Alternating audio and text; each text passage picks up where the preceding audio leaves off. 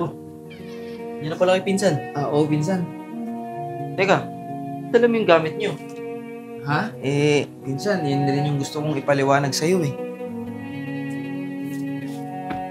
Ah, pinsan, di ba, nagbagyo nga?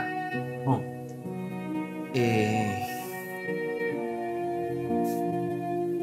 Yung bahay kasi na tinitira namin nila mama at saka nitong kapatid ko, inanod.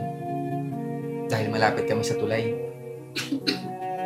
Tapos, may sakit pa si mama. Pinsan,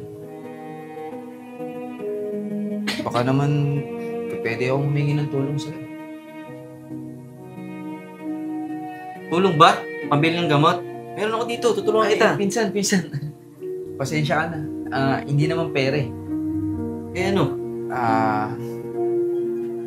Baka naman pwede na dito muna kami makitira sa inyo. Kayong lahat? Oo, sana pinsan. Ay, naku. Ginawa niyo naman evacuation cell dun bahay namin. San? Pasensya ka na. May mga bisita kasi ako palagi dito. Muna, hindi ko na may istorbo lagi. Pinsan,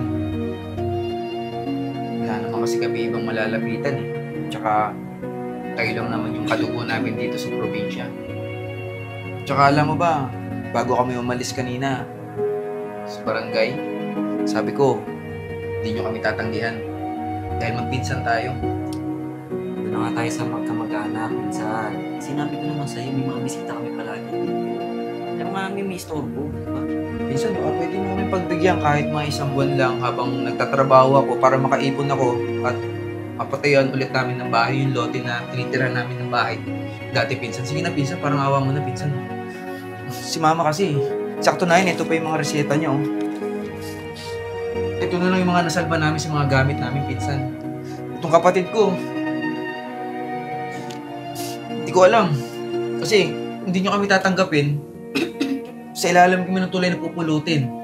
Sigurado ako na hindi kaya ni mama doon at saka sa kalagayan niya sa edad niya. Hindi na siya pwedeng matulog sa mga ganong pinsan. Pinsan, tulungan niyo naman ako. Kahit ngayon lang. Matutulungan kita, bibigyan kita ng pabiling gamot. Hanggang doon lang kaya ko ibigay sa inyo. Pinsan, hindi naman yung pera kasi pinunta namin dito pinsan eh. Para saan pa yung pagiging magkadugo natin?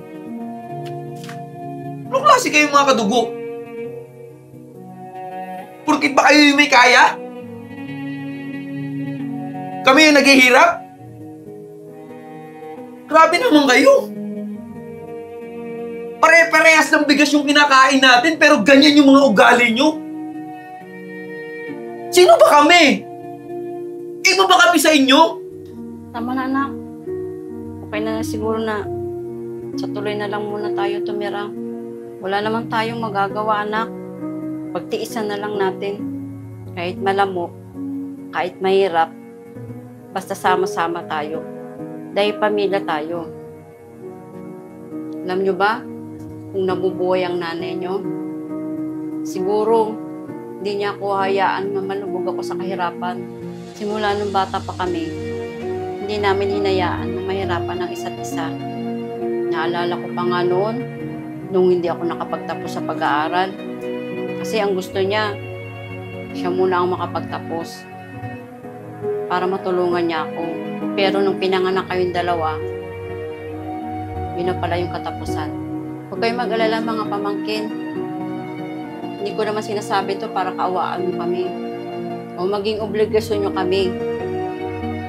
Di bale, alis na lang kami para wala na kayong masabi. Mga anak, halika na, magsimula na lang tayo ulit.